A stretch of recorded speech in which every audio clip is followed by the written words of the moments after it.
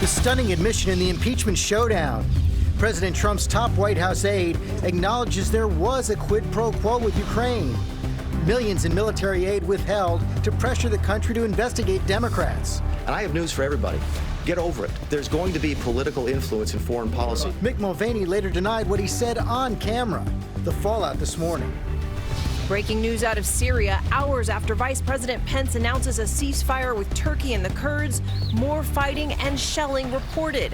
All this as former Defense Secretary Jim Mattis breaks his silence overnight, blasting his former boss. Tropical storm warning, the new threat brewing in the Gulf, taking aim at Florida with heavy rain, coastal flooding, and gusty winds. Ginger is tracking its path. This plane overshoots the runway carrying 42 people, including a high school swim team. The investigation this morning into what went wrong. In the nick of time, commuter heroes swiftly jumping into action when this woman was accidentally pushed onto the tracks seconds before the subway arrived. ABC News exclusive. Prince Harry and Duchess Meghan speak out about their battle with the media, and Harry getting candid about remembering his mother's encounters with the paparazzi. Every single time I see a camera, every single time I hear a click, every single time I see a flash, it takes me straight back. How they say they're honoring Princess Diana's legacy, only on GMA this morning.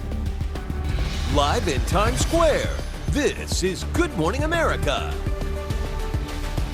Good morning, America. We are happy to join you on this busy Friday morning. Busy is one word for it. It's been another day of stunning developments in the crises defining the Trump presidency.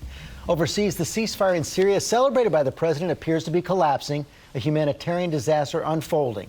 And here at home, the White House digging a deeper hole on impeachment. Yeah, the latest bombshell came from Acting Chief of Staff Mick Mulvaney admitting there was indeed a quid pro quo to pressure Ukraine. And that followed the brazen announcement that the president is awarding the G7 summit to his own Florida resort. And it was our Jonathan Karl who asked that question that got the extraordinary answer from Mick Mulvaney. He starts us off this morning from the White House. Good morning, John. Good morning, Cecilia. Mick Mulvaney is the key player here because he is the official who the president directed to freeze aid to Ukraine. And when he responded to my questions, he was crystal clear about why the president wanted him to do it. Did he also mention to me in the past the corruption related to the DNC server? Absolutely. No question about that. But that's it. And that's why we held up the money. Acting White House Chief of Staff Mick Mulvaney repeatedly insisted the president did nothing wrong. So the demand for an investigation into the Democrats was part of the reason that he ordered to withhold funding to Ukraine. The look back to what happened in 2016 certainly was part of the thing that he was worried about in corruption with that nation. And that is absolutely appropriate. But to be clear, what you just described is a quid pro quo. It is funding will not flow unless the investigation into the Democratic server happens as well. We do that all the time with foreign policy. And I have news for everybody. Get over it. There's going to be political influence in foreign policy.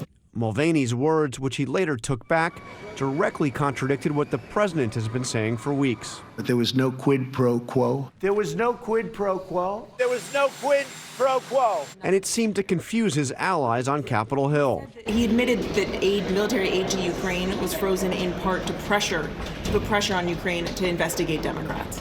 So Mick Mulvaney just said what you said? Yes. Okay, I don't know. I'd like to know what that means. Democrats who have been investigating whether there was a quid pro quo pounced. Things have just gone from very, very bad to much, much worse. Mulvaney had said exactly what was going on. There was a quid pro quo. All this unfolded as the president confirmed that his Secretary of Energy, Rick Perry, a main player in the administration's dealings with Ukraine, is resigning. The reason, unclear. Rick has done a fantastic job at energy, but it was time. About 5 hours after Mulvaney's press conference, he put out a written statement that effectively denied saying what he said. Mulvaney accused, quote, the media of misconstruing his remarks, and then said, quote, there was absolutely no quid pro quo between Ukrainian military aid and any investigation into the 2016 election. But that is not what he said at the press conference. In fact, when I directly asked him if there was a quid pro quo, he said, quote, we do that all the time with foreign policy. George, it was interesting that Mulvaney's written statement came after the president's outside legal team put out a statement saying that they had nothing to do with his press conference. Yeah, and the Justice Department said they were surprised as well. It was such a big surprise to see him say that about no quid pro quo, but this press conference was called to announce that the G7 summit was being awarded at President Trump's hotel. Here's what Mulvaney said about that. So we sat around one night, we were back in the dining room, and I'm going over it with a couple of our Vance team. We had the list, and he goes, "What about Doral?" And I was like, that's not the craziest idea. It makes perfect sense. If you want to see our paper on how we did this, the answer is absolutely not. And John, yeah, they're not releasing the paper, but this was a pretty open admission here. And this is, I mean, it's hard to overstate this. This is something we have literally never seen before, a president awarding a huge government contract to his own business. Yeah, now he said that they're going to do it at cost, and he said that they actually went through a process and looked at a dozen different properties and confirmed the president's recommendation to do it at his own property. It is really extraordinary and may end up being part of the impeachment process because it's the president being, doing what the Democrats have accused him of, which is doing something that appears at the very least to be for his personal benefit. Yeah, self-dealing. Okay, John, thanks very much. Let's dig into that now with our chief legal analyst, Dan Abrams, and let's begin right there, Dan, because this awarding of the government contract to his own hotel potentially violates the Constitution in two different ways. Right. It's called the Emoluments Clause, and it's one of these things that we've sort of put to the side as of late. Said, you know what? There have been courts that have dismissed certain lawsuits based on the Emoluments Clause. People have said, this is not going to be the issue that's going to bring down the president. And yet here you are with what seems like a direct violation of the Emoluments Clause. As you point out, two references in the Constitution. One is the Foreign Emoluments Clause, and that's a situation where no foreign king or no foreign state is supposed to give a gift or anything of value to anyone in the federal government without without congressional approval. But then there's the domestic one, which is actually more relevant here, which is basically says the president's salary is just supposed to be his salary. And no federal or state officials can give him anything of benefit. And the concern was that federal officials would be trying to, in effect, pay off the president, give him benefit.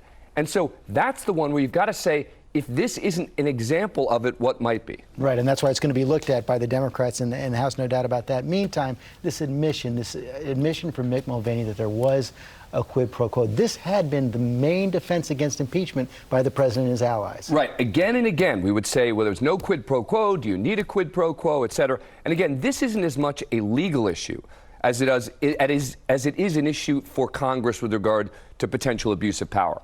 Once you lose the quid pro quo defense, then the question is, okay, are we just simply saying it's perfectly fine to put pressure on a foreign government, not for something that's in the benefit of the United States, but something that's in the benefit of the president? Well, and that's what Mick Mulvaney appeared to be saying yesterday. He's saying, get over it. The question is, will all those senators and members of the House agree? Well, and that's the key question is, watch the senators. It seems pretty clear at this point that the House is likely to impeach. And people keep saying that it's very unlikely the Senate will convict. Keep an eye on those jurors. Those are the jurors here. If they're angry at the president, as I would say in any jury selection, that's not a good idea. And there's no change of venue when it comes to where you can have this trial. It's happening in the Senate. So watch the senators, watch Lindsey Graham, watch others like him. They're critical when evaluating what happens next. Dan Abrams, thanks very much. See ya. It was an extraordinary day. The crisis in Syria, of course, was part of that. Vice President Pence announcing that a ceasefire with Turkey has been reached, but this morning that short-lived deal already appears to be falling apart. President Trump may be hailing it as, quote, a great day for civilization, but members of his own party are blasting the president for abandoning the Kurds. Our senior national correspondent Terry Moran has the latest also from the White House this morning. Good morning, Terry. Good morning, Cecilia. Well, President Trump is declaring victory over the supposed ceasefire, but all eyes this morning on northern Syria, where there are reports that those airstrikes and that shelling and the humanitarian catastrophe continue. It's President Trump's own decision to abandon the Kurds that triggered all this, and he seems eager to put it behind him as soon as possible. Overnight, President Trump trying to take a victory lap at a campaign rally in Texas. We had tremendous success today. I don't know if you've seen. Trump was celebrating what the White House claims is a ceasefire in Syria. The recent Turkish invasion sparked in part by his own decision to withdraw U.S. troops from the Syrian border. The president made it sound like the chaos that followed his decision was part of his plan. Sometimes you have to let them fight. It's like two kids in a lot. You got to let them fight. But according to the Kurds, since Turkey invaded Syria last week, 218 civilians have been killed, including 18 children. Over 160,000 have been forced to flee. Vice President Pence announced the purported ceasefire after a 5-hour meeting with the Turkish president. Is President Trump sent us here to end the violence and to achieve an immediate ceasefire. But shortly after Pence spoke, the Turkish foreign minister with a distinctly different take, saying Turkey got what it wanted. The United States has accepted the legitimacy of our operation and aims, he said. It's a pause. This is not a ceasefire. Under the deal, Kurdish fighters, America's allies, would have 5 days to get out of a stretch along the border roughly 20 miles into Syria that will then be controlled by Turkey. That territory, home to Kurdish towns and villages. U.S. officials acknowledging some may not want to leave, and there are questions about where they'll all go. And the U.S. agreed to lift sanctions Trump imposed on Turkey just this week once a permanent ceasefire is achieved. Both Republicans and Democrats on Capitol Hill blasted Trump. The announcement today is being portrayed as a victory. It is far from a victory. Are we so weak and so inept diplomatically that Turkey forced the hand of the United States of America? Turkey? Erdogan is saying, here's land that I intend to take. I intend to drive every Kurd out of this area. The only thing he's done, agreed to, is an ultimatum. The Kurds can leave this area voluntarily in the next 5 days, or I'll move in and take it and kill them. And there's another big threat in that region, ISIS. There are reports that ISIS prisoners have been escaping, and on their social media sites, they're taunting the Kurds, calling them abandoned American allies, promising slaughter and, quote, the return of the Islamic State. Michael? All right, Terry, thank you so much. And we're going to get a reality check right now on what's happening on the ground in Syria. Reports that the Kurdish forces are attacking this morning. Our foreign correspondent, James Longman, is live from the region as well. Good morning, James. Good morning, Michael. President Trump may be celebrating, but the reality here is that fighting does go on this morning. Clashes in the key town of Ras Al Ain have continued, and Kurdish officials say Turkish artillery fire is still pounding its main hospital. The Kurds say Turkey never stopped its bombardment, and so their fighters will not leave the area. Thousands are still on the move, trying to escape this violence. Turkey invaded Syria in order to establish what it calls a safe zone, and the US brokered agreement has been criticized for supporting that aim. But Kurdish leaders say they never agreed to a retreat, and they worry that Turkey, whose forces are being supported by hardline militia, is engaged in a process of ethnic cleansing, trying to stamp out Syria's Kurds. This pause was meant to last 5 days, but in some places it hasn't even started. George? Oh, man. Okay, James, thanks very much. In the wake of this crisis, the president's first defense secretary, General Jim Mattis, spoke out against Trump for the first time at last night's Al Smith dinner here in New York. This comes one day after the president denigrated Mattis in that closed-door meeting with congressional leaders. Our chief global affairs anchor, Martha Rowett, is covering this part of the story. And Martha, this is a pretty dramatic move for General Mattis. It certainly is, George. Mattis had warned of an ISIS resurgence after President Trump began removing U.S. troops from Syria, but he has been reluctant to directly criticize Trump, even in jest, until last night.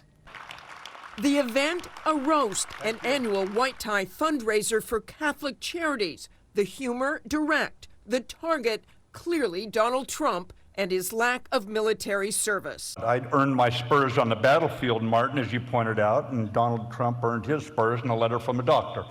So. Just this week, in a White House meeting with legislators, Trump had called the retired four-star general, who he named Secretary of Defense, overrated. I'm not just an overrated general. I am the greatest, the world's most overrated. But Mattis, who resigned last December after Trump, who then just threatened to pull American forces out of Syria, turned serious. I tried to bring some peace and order to places with no organized government, chaotic and warring factions, irrational fears and toxic hatred. The decision to now pull American troops out of Syria, abandoning the Kurds who fought alongside them against ISIS, on Mattis's mind. We owe a debt to all who have fought for liberty, including those who tonight serve in the far corners of our planet. Among them, the American men and women supporting our Kurdish allies. And Mattis, not the only four-star speaking his mind. The highly respected Navy SEAL, Admiral Bill McCraven, who oversaw the mission to kill Osama bin Laden, writing in the New York Times, if this president doesn't demonstrate the leadership that America needs, both domestically and abroad, then it is time for a new person in the Oval Office, Republican, Democrat, or Independent. The sooner, the better. The fate of our republic depends on it. The U.S. military prides itself on being nonpartisan, but more and more former senior military leaders are coming out against Donald Trump, saying that it is not about politics, but character and leadership. George? Right, and honor, and standing by those who sacrifice with us. Okay, Martha Raddatz, thanks very much. Michael? A lot of strong statements there, George. And now to that tropical threat barreling toward Florida, expected to bring high winds, heavy rain, and possible flooding. Ginger is, of course, tracking its path. Good morning, Ginger. Good morning to you, Michael. It looks like a group of thunderstorms headed toward the Gulf Coast as it becomes subtropical or tropical storm. It would be named Nestor. No matter what it becomes, impacts from far southeastern Louisiana through coastal Alabama and definitely the Florida Panhandle before it makes its way to South Carolina and North Carolina this weekend. But main impacts are Florida, so let's bring up the state of Florida. Focus in on that Panhandle. If you're in Apalachicola, Port St. Joe, my friends in Mexico Beach, all in a tropical storm warning all the way over to Pensacola. But watch this. As we put on the streamlines that represent the winds at the surface, you see where the center is? That's 9 a.m. tomorrow morning. The center right there, all of these winds pushing the ocean water toward that bend of Florida. That convergence could help you end up with 2 to 5 feet of storm surge. And that is one of the other threats. Cecilia. Okay, Ginger, thanks. We're going to turn now to that plane crash in Alaska. Take a look at this passenger plane that overshot the runway. The small aircraft was carrying 42 people, including a high school swimming team. The school superintendent says the students are fine, but 2 other passengers were critically injured. Witnesses say high winds appear to be a factor. The NTSB has sent a team to the crash site investigation.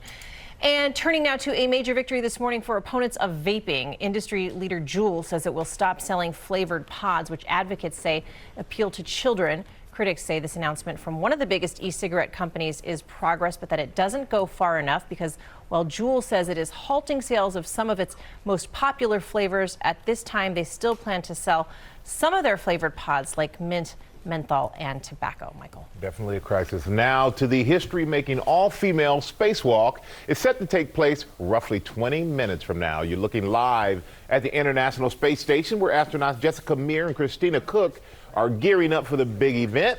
And you may remember a similar mission was scrubbed earlier this year because NASA, they didn't have 2 space suits that fit the female astronauts. Looks like they worked that out. Good thing they fixed that. Yes. Oh, yeah. We are following a lot of other stories this morning, including an ABC News exclusive with Prince Harry and Duchess Meghan on their battle with the media and how they're honoring Princess Diana's legacy. And Helen Hunt's frightening close call caught on camera, the latest on the actress's condition this morning. And we hear from the man who rushed to the scene to help her. But first, let's head back over to Ginger.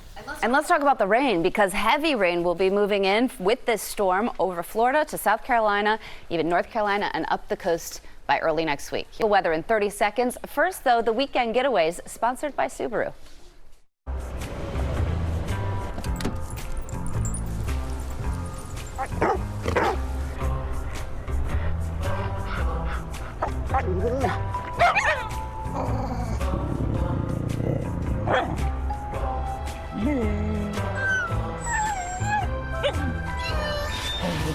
The Subaru Crosstrek. Dog tested, dog approved. Subaru establishes National Make a Dog's Day, helping hard-to-adopt dogs find homes.